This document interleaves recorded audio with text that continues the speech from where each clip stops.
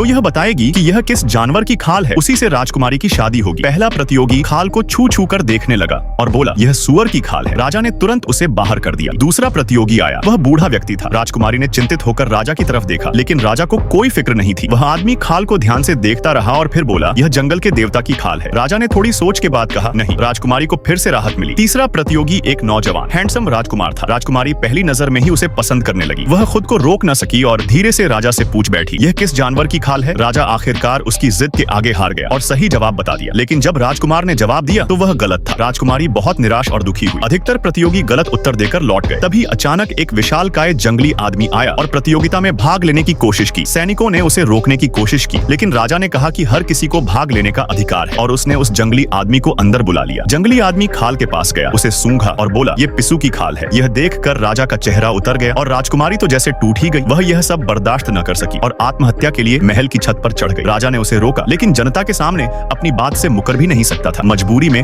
उसे अपनी बेटी की शादी उस जंगली आदमी से करनी पड़ी। वे जंगल पार करते हुए एक गुफा तक पहुंचे, जो जंगली आदमी का घर था। वह जगह बहुत गंदी थी और जमीन पर हड्डियां बिखरी थी। रात होते ही जंगली आदमी राजकुमारी के साथ जबरदस्ती करता है। एक दिन उसने गुफा के बाहर कोई हलचल सुनी। वह बाहर निकली और देखा कि एक महिला रास्ते से गुजर रही है। राजकुमारी ने उससे मदद की गुहार लगाई। महिला अपने परिवार को लेकर आई और रस्सी के सहारे उसे खाई पार करवाने की कोशिश की। उसका बेटा राजकुमारी को पीठ पर लेकर धीरे धीरे चलने लगा। तभी जंगली आदमी को बाहरी गंध महसूस हुई और वह पीछा करने दौड़ पड़ा। वह रस्सी के पास पहुंचा और तेजी से उनके पास बढ़ने लगा। राजकुमारी और लड़का जैसे तैसे दूसरी ओर पहुंचे और फिर रस्सी काट दी। जंगली आदमी खाई में गिर गया। सभी लोग खुशी खुशी भागने लगे, लेकिन तभी जंगली आदमी फिर आ गया। वह मरा नहीं था, अब वह गुस्से में था। वह महिला के पति और 2 बेटों को मार डालता है। बाकी लोग एक चट्टान के पीछे छिप जाते हैं, लेकिन उनमें से एक शराब पीने लगता है, जिससे जंगली आदमी उसकी गंध से उन्हें खोज लेता है। वह आदमी शराब जंगली पर फेंक देता है और आग लगाता है। जंगली आदमी जलता है, लेकिन दर्द सहते हुए आग बुझा देता है और फिर उस आदमी और उसकी माँ को अपने हाथों से मार डालता है। अब सिर्फ राजकुमारी बची थी। वह भागती है, लेकिन सामने एक बंद रास्ता आता है। जंगली आदमी फिर से उसे पकड़ लेता है। वह गिड़गिड़ाकर